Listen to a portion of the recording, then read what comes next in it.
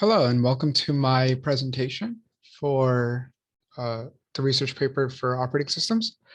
And the topic for my research paper will be around a novel framework for how organizations can better defend themselves against the rise of ransomware. So let's get right into it. My name is Rohit Khandetti, and I'm actually a security practitioner. I've been a SOC analyst in a Fortune 50 financial industry for around 8 years or so, and I'm doing my master's in cybersecurity just to get a better understanding and broaden my depth in the field of cybersecurity. So, having worked in the Security Operations Center for, nearly 7 or 8 years, I've seen just how, even large scale institutions kind of struggle with detections, against attacks like ransomware, right? Yeah, and it's not even just ransomware. It's fundamentally the framework that kind of goes into uh, just alerting and trying to pick up, these type of detections and, where SOCs are really struggling. So, I'll definitely be touching upon, well, one, the topic at hand, ransomware, how it's been so prevalent, but also just, what can we do to better defend against it, right? Especially as security practitioners, what are some avenues we can take? What are some different ways we can kind of look at, trying to detect ransomware, right?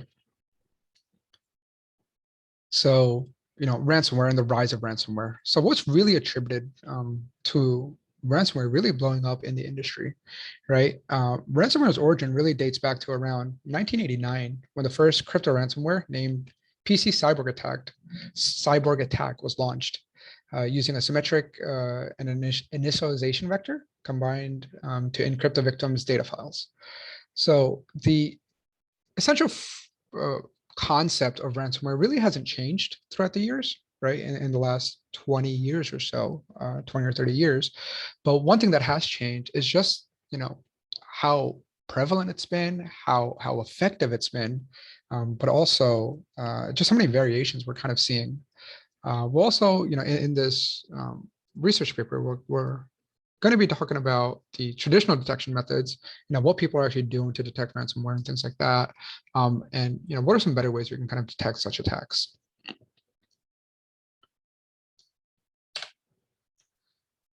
So let's go ahead and talk about just the rise of ransomware itself, right? If we see when it comes to extortion sums that ransomware attackers are asking for their victims, it's actually not as high as you would think, right? At least for in the media, the ones that you always hear about are these, $1 million breaches, or, this corporation paying, X amount of money or this many millions of dollars. If we were to look at, just in the last year or so, we can see, top, engineering companies like Emmer Corp Group or Epic Global, who were both victims to Ryuk, which is a pretty popular ransomware. Even more recently, we've seen attacks like the Colonial Pipeline, which has been in mainstream media, and they paid up over $4.4 million in Bitcoin to kind of avoid further disruption. If you actually look at the charts, we see that almost 30%, right? So, if almost 30% of the extorted sums, by perpetrators is only up to $500, right? And if we kind of go up to $1,000, we see that this makes up over 50% of how much money is actually being asked by ransomware attackers, which is not as high as you think, which can also play into the effect of, why it's been so effective, right? Most other viruses or malware or different types of attacks is meant as a disruption and cause either, denials of services, bring down websites, or it could be more intricate, right? Where you're kind of setting up rootkits, you're kind of, installing persistence. Maybe you're, really taking your time hiding and digging around the environment, right? When it comes to a typical attacker lifecycle, they might, enter a environment, they might really stay in there, really understand the lay of the land, do a lot of, network discovery, work their way around. And then finally, maybe get to the keys of the kingdom, right? Whether it be, uh, domain accounts, or whether it be servers holding a lot of PII and then exfiltrating that information and then potentially using that for blackmail. Well, the whole concept of ransomware kind of changes all that, right? And now we see a rise of just machines getting infected, completely, all their files getting encrypted, and then the ransomware itself kind of spreading through the network, whether it be through like ports 135, kind of talking through like TCP UDP. If there's any connections kind of set up locally, you'll see like SMB as a popular vector of just ransomware spreading throughout the network. But the idea is, if you have a whole network of computers all connected, and a way that they might be sharing or communicating with each other, it makes it very easy for ransomware to kind of spread from one machine to one machine, especially if it's not isolated machines. And because most computers, especially from a corporate environment, have a lot of encrypted data, it kind of incentivizes these victims to really pay up, right? Especially if the sums themselves, per machine, might be small, but kind of unencrypting all these files and getting access back, especially for critical systems, when there's a time factor and when companies might be losing money by the second, they're definitely going to be more incentivized, and this kind of helps to why ransomware has been so popular. But it's not just one strand, right? If you kind of look at the right hand side, we see some of the more popular ransomware families over the first quarter of 2020, or the first half of 2020, and we see popular ransomware variants like Snake, like Maze, like Sodi no Kiwi, which kind of make up a large percentage of ransomware families, and we see that these type of ransomware families differ quite heavily from year to year, right? Some of the more popular variants, have been Ryuk, over the recent years. We see that new ransomware families come and go. The way adversaries are utilizing ransomware changes. So, what can we really do against all this? So what we'll kind of look into right now is one particular attack path, right? By a popular, attacker group called Fin6, and what they did, when they launched ransomware. Now, the idea behind ransomware isn't that you only want to detect on when ransomware is executed, because by that time we're already at the impact stage. If we're kind of looking at the MITRE kill or the MITRE matrix, and by then it's already too late, right? So, what did these adversaries do before they actually launched the ransomware? So we noticed that, they ended up getting a foothold within the environment, and I provided a link below, which does take you to a great FireEye article that kind of goes into what exactly the attack lifecycle was for Fin6 and what their attack path was. So once they kind of established an initial foothold, and this was through an exploit on their DMZ server or on their ingress point. And likely they use a zero-day exploit. Maybe something wasn't properly patched. These type of vulnerability management and patch lifecycle we'll kind of say for another topic. But the important thing is, once they got a foothold within the environment, what did they do, right? So once that initial compromise happened, they used a variety of different tools. One being encoded PowerShell commands to kind of communicate back and forth with their C2 server, and also the creation of Windows services, right? So this Windows services kind of allowed them to just gain some persistence.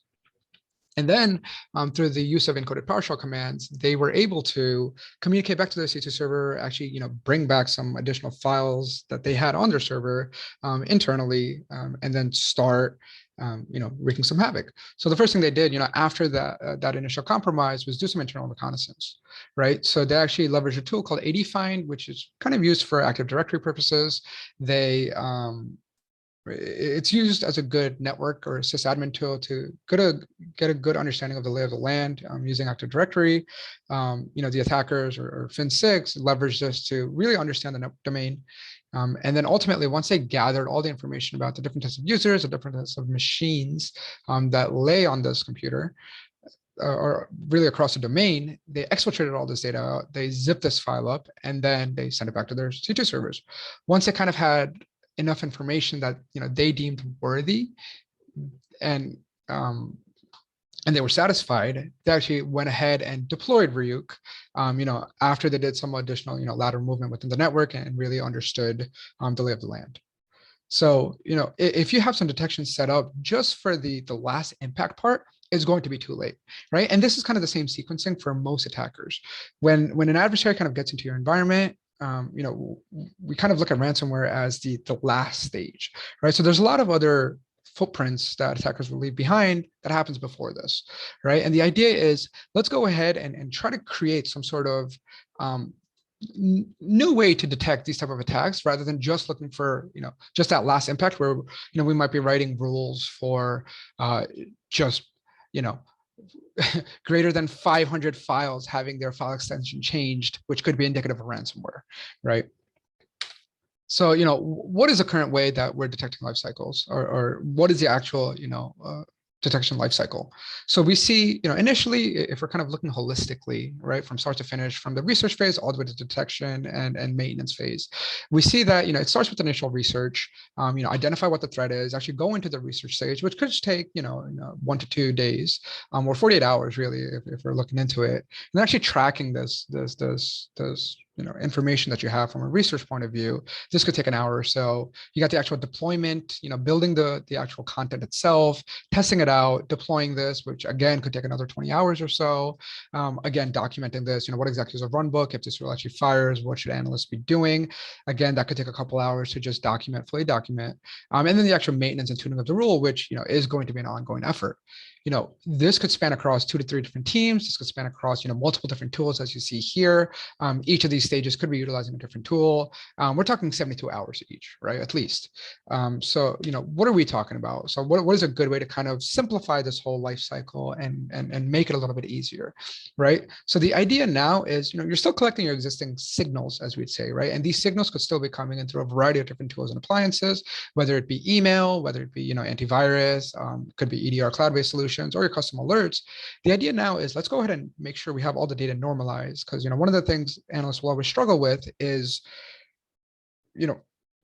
if you have unnormalized data, it's going to make it very hard for analysts to properly triage, right, and actually reduce it to all time. So if an alert actually fires, the analyst will always try to, put together the jigsaw puzzle and really figure out, what is the full attack lifecycle. Well, if you have normalized data, and you have a source IP coming in, or like a fictitious, file name coming in, doing something like file underscore name equals, XXX, it's going to be a lot easier to search across your whole data domain if the word file name itself is normalized across a bunch of different data sets.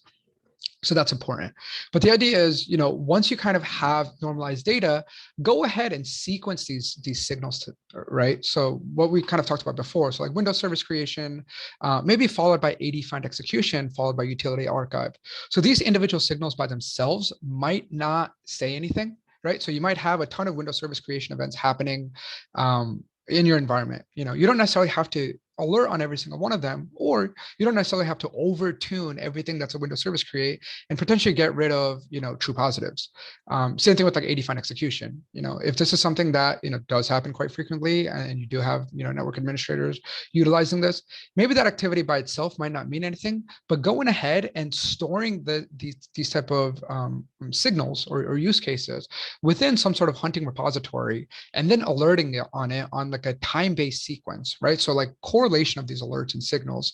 In this case, Windows service creation, maybe followed by AD find execution, and then followed by some sort of utility archive, right? Some sort of zipping of files, some sort of, rawing of files within a given time span, whether it be 30 minutes, whether it be 2 to 3 hours. Well, that's going to provide a much higher fidelity of alerting, right? And we've kind of noticed that, if you kind of pivot back to the previous page, we're reducing something that takes 72 hours, to build and develop.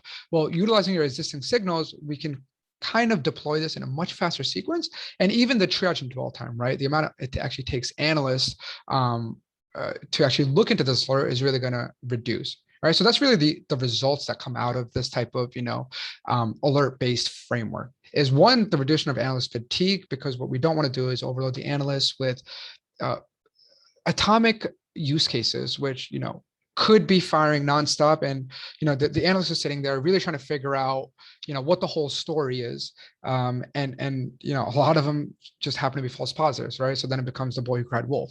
So if we do a scenario-based pattern detection, something like, Windows service creation happens, and then AD find execution happens, and then utility archive, well, you're painting a much better story. You're painting something like an execution, kind of followed by installation, followed by some sort of collection. And that can help, really reduce the dwell time as well for analysts, and really help them understand, well, this is a timeline of the attack, or the alert that they're looking at right now.